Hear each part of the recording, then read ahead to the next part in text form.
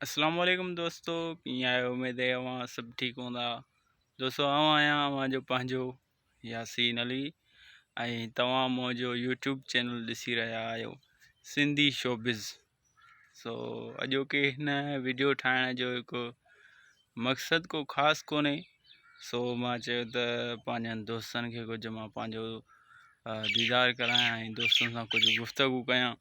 सो चवण जो मक़सदु त जीअं त मां पंहिंजे यूट्यूब चैनल सिंधी शोबिज़ ते जीअं कुझु अपडेट ॾींदो रहंदो आहियां, उन ई हवाले सां काफ़ी दोस्त तमामु सुठी मुंहिंजी सपोर्ट कंदा आहिनि ऐं मुंहिंजे वीडियो खे लाइक कंदा आहिनि, कमेंट कंदा आहिनि ऐं सब्सक्राइब बि कंदा आहिनि। उन्हनि दोस्तनि जो मां तमामु घणो शुक्रगुज़ार आहियां जेके मुंहिंजी हौसला अफ़ज़ाई कंदा आहिनि ऐं मुंहिंजे वीडियो खे लाइक कंदा आहिनि ऐं सब्सक्राइब कंदा आहिनि मुंहिंजे चैनल खे। वॾी महिरबानी आहे उन्हनि दोस्तनि जी ऐं मां उन्हनि दोस्तनि जा थोरा लाहे कोन सघंदुसि पर ॻाए ज़रूरु सघंदुसि। जीअं त मां तव्हांखे त ख़बर आहे कुझु अपडेट्स वग़ैरह ॾींदो आहियां। काफ़ी सोशल मीडिया ते जेके आहिनि काफ़ी अहिड़ियूं ॻाल्हियूं गर्दिश कंदियूं आहिनि, काफ़ी अहिड़ियूं न्यूज़ गर्दिश कंदियूं आहिनि। उन्हनि हवाले सां मां दोस्तनि खे आगाह कंदो आहियां त जेका बि हक़ीक़त हूंदी आहे मां दोस्तनि जे साम्हूं उहा पेश कंदो आहियां। सो दोस्तो मुंहिंजी इहा ई कोशिशि हूंदी आहे त मां दोस्तनि जे अॻियां का सुठी ख़बर पेश कयां जेका दोस्तनि खे पसंदि अचे।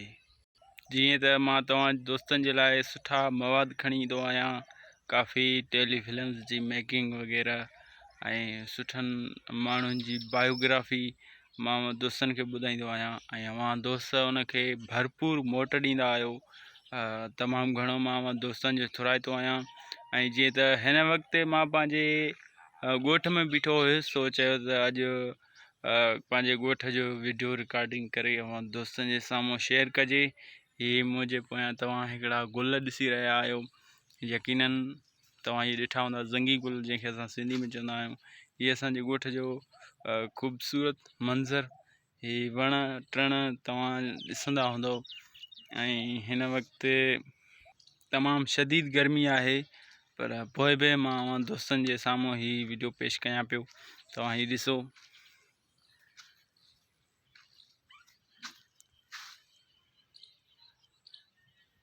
इन ई हवाले सां मां हिकु तव्हांखे सॉन्ग ॿुधाईंदो हलां उस्ताद शमन मीराली जो, जेको शमन मीराली साहब पंहिंजी वाता गुनगुनायो आहे।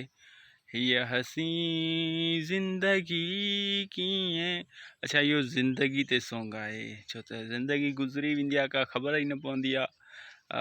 अॼु नंढो आहे माण्हू सुभाणे वॾो थींदो, वरी कुराड़ो थींदो। यकीनन कुराड़ो त थियणो आहे, इन खां माण्हू बची नथो सघे कुराड़प खां। सही ॻाल्हि आहे। हीअ हसी गानो ॿुधाईंदो हलां हाणे तव्हांखे। हीअ हसी ज़िंदगी कीअं गुज़री वई, ख्वाब हो या हवा, का ख़बर ई न पई।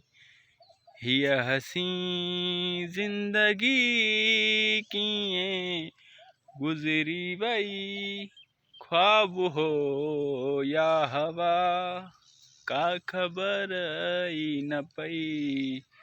हुआ वई चाहु ॾई, थोरो वेसाहु ॾई, अलविदा वई चई, का ख़बर ई न पई। दोस्तों जीअं त हिन वक़्तु मुंहिंजी बांह बि तमामु घणी थकिजी पई आहे, हाणे वीडियो खे कंदासीं बंदि। वॾी महिरबानी, मां वरी बि दोस्तनि जो तमामु घणो शुक्रगुज़ार आहियां जेके मुंहिंजे यूट्यूब चैनल सिंधी शोबिज़ ते अचनि पिया, मुंहिंजे वीडियो खे लाइक पिया कनि ऐं मुंहिंजे हिन चैनल सिंधी शोबिज़ खे सब्सक्राइब पिया कनि। ऐं वॾी महिरबानी थींदी तव्हां ईअं ई मुंहिंजो साथ ॾींदा रहो ऐं मां तव्हांजे साथ सां ई अॻिते तव्हां सां हलंदो रहंदुसि। वॾी महिरबानी, दोस्तनि जी लख कुर्ब।